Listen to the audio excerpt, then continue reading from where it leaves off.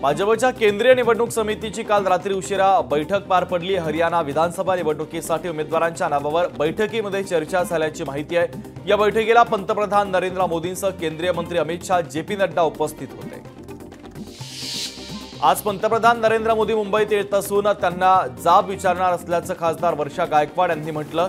अरबी समुद्रातील शिवरायांच्या स्मारकाबाबत जाब विचारणार असल्याचं वर्षा गायकवाड यांनी म्हटलेलं आहे। झारखंड विधानसभेसाठी भारतीय जनता पक्षाने कंबर कसले असून हेमंत सोरेन यांना मोठा धक्का बसणार असल्याचं बोललं जात आहे। गेल्या वर्षी स्वबळावर लढणारी भाजप यावेळेस एनडीए म्हणून निवडणुकीला सामोरं जाण्याची तयारी करते। पंतप्रधान नरेंद्र मोदी आज मुंबईच्या दौऱ्यावर आहेत। मोदींच्या हस्ते आज वाढवण बंदराचं भूमिपूजन होणार आहे, तर सकाळी 11:30 वाजता पंतप्रधान मुंबईत दाखल होतील, तर मुंबईतील विविध कार्यक्रमांना देखील ते हजेरी लावणार आहेत। मुंबईतील बीकेसी येथे होणाऱ्या महाविकास आघाडीच्या मोर्चासाठी पोलिसांनी परवानगी नाकारली। मालवणमधील पुतळा दुर्घटनेच्या निषेधार्थ आंदोलन करण्यात येणार आहे। उच्च न्यायालयाच्या आदेशानुसार या परिसरामध्ये आंदोलन करता येणार नसल्याचं पोलिसांनी म्हटलेलं आहे। मालवण येथे छत्रपती शिवाजी महाराजांचा पुतळा दुर्घटनेच्या प्रकरणी संशयित चेतन पाटीलला कोल्हापूर पोलिसांनी ताब्यात घेतलं। ताब्यात घेतल्यानंतर चेतन पाटील आता मालवण पोलिसांकडे सुपूर्द करण्यात आलेला आहे। पुतळा कोसळल्या प्रकरणी निलेश राणे यांनी शिवसेना उद्धव बाळासाहेब ठाकरे पक्षाचे आमदार वैभव नाईक यांच्याबाबत प्रश्नचिन्ह उपस्थित केलंय। घटना घडल्यानंतर वैभव नाईक 15व्या मिनिटात घटनास्थळी कसे पोहोचले असा सवाल राणे यांनी उपस्थित केलेला आहे। मालेगावमध्ये छत्रपती शिवाजी महाराज स्मारक, सावित्रीबाई फुले संग्रहालय आणि महिला अभ्यासिका तसंच बाबासाहेब आंबेडकरांचा पूर्णाकृती पुतळा स्मारकाचा अनावरण सोहळा पार पडला। हजारोंच्या जनसमुदायाच्या साक्षीने हा सोहळा पार पडलेला आहे।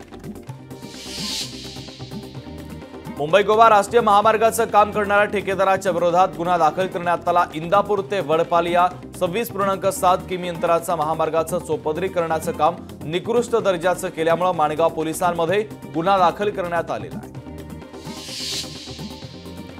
गुजरातमध्ये मुसळधार पावसानं थैमान घातलं। मुसळधार पावसामुळे गुजरातमधल्या गावांना पुराचा वेढा पडला। यात आतापर्यंत 28 जणांचा मृत्यू झाला असून 9,000 लोकांना सुरक्षित स्थळी हलवण्यात आलेलं आहे।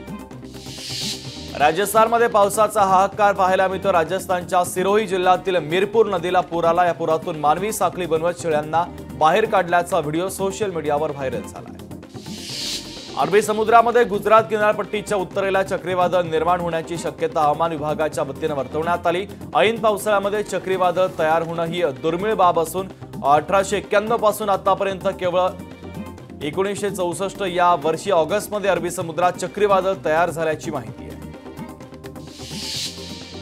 पुढील 4 ते 5 दिवस मुंबईत उपनगरामध्ये ढगाळ वातावरण असून काही ठिकाणी हलक्या सरी कोसळणार असल्याचा अंदाज हवामान विभागाने वर्तवलाय। तसंच ठाणे, पालघर जिल्ह्यात देखील हलका ते मध्यम स्वरूपाचा पाऊस पडण्याचा अंदाज आहे।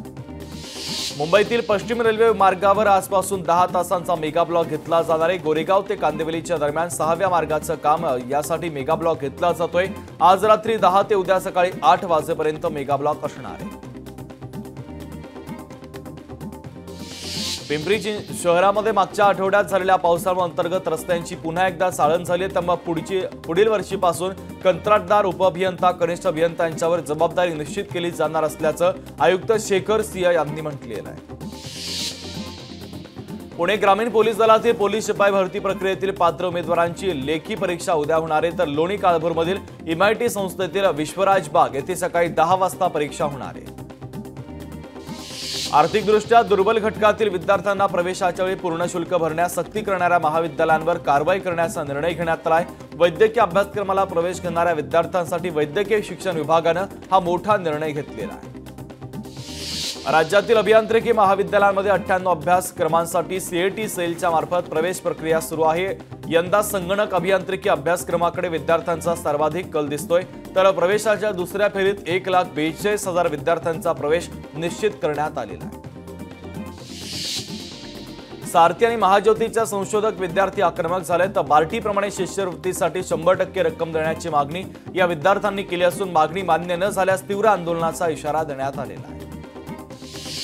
धारावी पुनर्विकास प्रकल्पाच्या अंतर्गत 550 ते 600 एकर जागेची आवश्यकता आहे. त्यानुसार धारावी बाहेरील विविध ठिकाणच्या जागेची मागणी राज्य सरकारकडे करण्यात आली. मात्र अद्याप 1 एकरही जागा ताब्यात आली नसल्याचं प्रकल्पाचे मुख्य कार्यकारी अधिकारी SVR श्रीनिवास यांनी या संदर्भात माहिती दिली आहे. मुंबई क्रिकेट असोसिएशनवर कृपादृष्टी का दाखवली जाते असा सवाल उच्च न्यायालयानं केला. वानखेडे आणि ब्रेबॉर्न स्टेडियमवर उपलब्ध करण्यात आलेल्या पोलीस सुरक्षेचे शुल्क 2011 पासून पूर्वलक्षी पद्धतीने कमी करण्याचा निर्णय घेण्यात आला. याबाबत स्पष्टीकरण प्रतिज्ञापत्राच्या द्वारे देण्याचे आदेश कोर्टाने दिलेले आहेत. लोकशाही मराठी ऐका, पहा, जागरूक रहा.